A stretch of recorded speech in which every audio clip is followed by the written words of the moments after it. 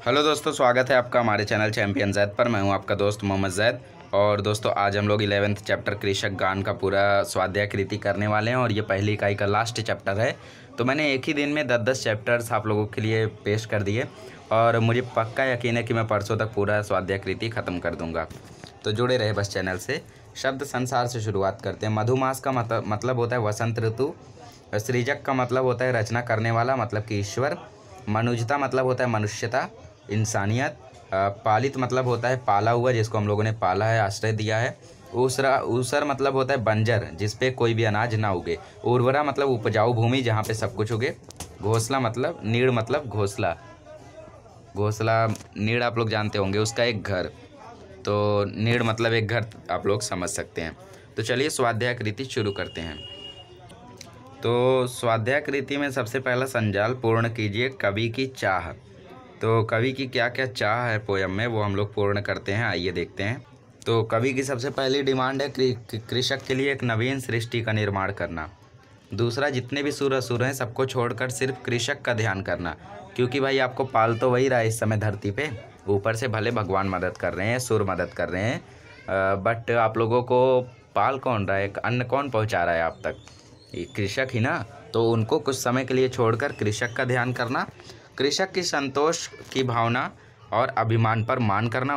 उनके पास जो संतोष है ना, वो किसी के पास नहीं होता यार, सच्ची बोल रहा हूँ। कितना ज़्यादा उन्हें संतोष रहता है। गरीबी उनके हर जगह है, गरीबी उनको बहुत ही ज़्यादा परेशान करती है, बट फिर भी उन्हें संतोष है, वो खुश रहते हैं। आप लोग उन कृषक के पास जाओगे, बोलोगे आपको कुछ चाहिए, आपको कोई परेशानी है, बोलेंगे कुछ भी परेशानी नहीं, हम सुखी हैं अपने जीवन में। एक एक कण जोड़कर कृषक के लिए नीड़ का निर्माण करना, मतलब कि कृषक के लिए एक घर बनाना, एक एक कण जोड़कर। तो वो कुछ डिमांड थी कवि की, जो वो चाहते थे कृषक के लिए। कृषक इन स्थितियों में अविचल रहता है। अविचल मतलब कि इन स्थितियों में वो पीछे नहीं हटता है। तो वो कौन सी स्थितियां हैं जिसमें वो अविचल रहता है? पहला है पतझड़। भले ही पतझड़ हो, जिसमें लोग घूमने फिरने निकल जाते हैं, या फिर धूप हो, जिसमें लोग एसी चलाकर अंदर बैठते हैं, पर किसान कैसा है? वो अविचल रहता है बेचारा। धूप हो या पतझड़ हो, वह खेत में ही मेहनत करते रहता है, ताकि जो लोग हैं वो भूखे ना मरें और उन्हें अन्न मिल सके। कविता में प्रयुक्त ऋतुओं के नाम। ऋतुएं इसमें कौन कौन सी हैं? एक मधुमास है, और एक ऊपर भी हम लोगों ने लिखा था, वो ऋतु ही था, मधुमास। धूप नहीं यार, पतझड़। तो ये दो ऋतुएं इसमें प्रयुक्त हैं।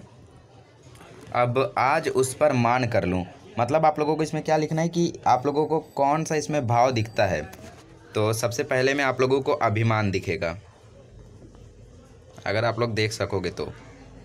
दूसरा बोलता है आह्वान उसका आज कर लूँ, इसमें आप लोगों को मानवता दिखेगी, ह्यूमैनिटी दिखेगी, इंसानियत दिखेगी। नव सृष्टि का निर्माण कर लूँ। नव सृष्टि का निर्माण कर लूँ मतलब कि नई उसके लिए सृष्टि बनाना। तो इसमें आप लोगों को सृजनशीलता दिखेगी, सृजनशीलता।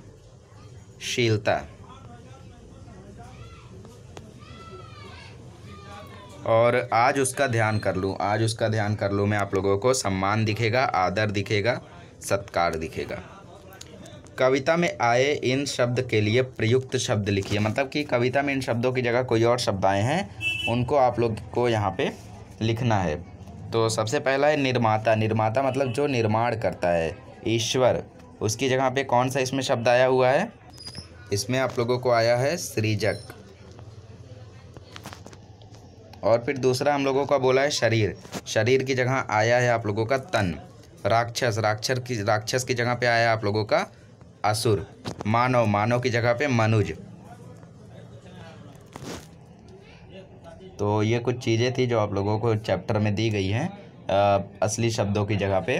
तो इसे आप लोग ज़्यादा ध्यान रखें, बिकॉज ऐसे छोटे छोटे क्वेश्चंस होते हैं ना, वो ज़्यादातर यहीं से आ जाते हैं, ज़्यादा दूर उन लोगों को खोजने नहीं जाते हैं। तो आगे बढ़ते हैं। कविता की प्रथम 4 पंक्तियों का भावार्थ लिखिए। चलिए देख लेते हैं प्रथम 4 पंक्तियाँ। हाथ में संतोष की तलवार ले जो उड़ रहा है, जगत में मधुमास उस पर सदा पतझर रहा है। दीनता अभिमान जिसका, आज उस पर मान कर लूँ, उस कृषक का गान कर लूँ। मतलब कृषक के अभावों की कोई सीमा नहीं होती यार।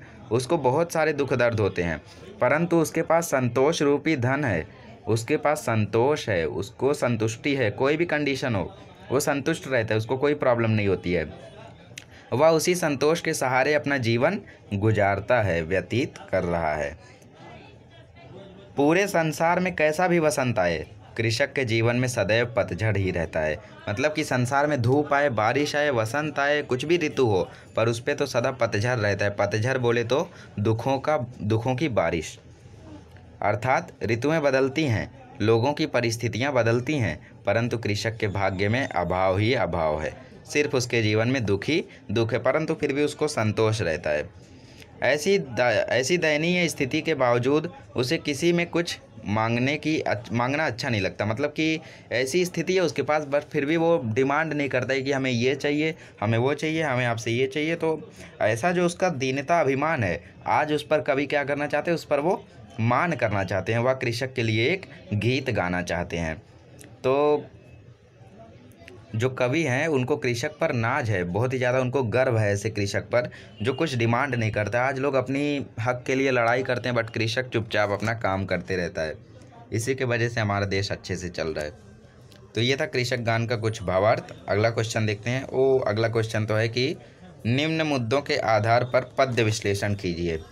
तो पहले क्या होता था कि हम लोगों को 6 मार्क्स का एप्रिसिएशन भी आया करता था, जिसमें ये वो पांचों चीज़ें रहा करती थी। संदेश हम लोगों को 2 मार्क्स का रहता था, बाकी सब एक एक एक एक एक, और आउट ऑफ स्कोर करने का बहुत ही ज़्यादा अच्छा मौका रहा करता था। बट अभी कैसा हो गया कि आउट ऑफ स्कोर नहीं कर सकते, बिकॉज 6 मार्क्स में आप लोगों को अभी एक भावार्थ आएगा और बाकी कविता में से कुछ चीज़ें पूछेंगी। आकृति बना हुआ रहेगा, आप लोगों को सवाल पूछा जाएगा। तो ये चीज़ें अक्सर आती रहती हैं पेपर में। तो विश्लेषण की जगह पे ये सब जब से आया है तब से लोगों को आउट ऑफ नहीं स्कोर कर पाते, बट फिर भी कर सकते हो आप लोग, क्योंकि भावार्थ पे 2 आउट ऑफ 2 दे देते हैं। आकृति में भी आप लोग निकाल ही सकते हो उतने मार्क्स।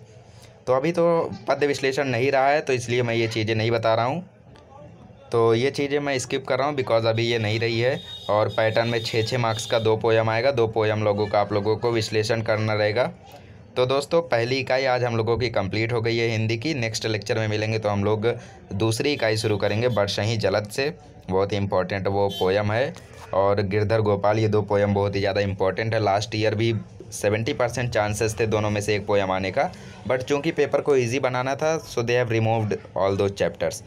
तो दोस्तों हमारे कम्युनिटी टैब में आप लोग डेली जुड़े रहें, क्योंकि मैं उधर ऐसे क्वेश्चंस पूछते रहता हूं ताकि आप लोग जवाब दें और मैं आप लोगों को समझ सकूं।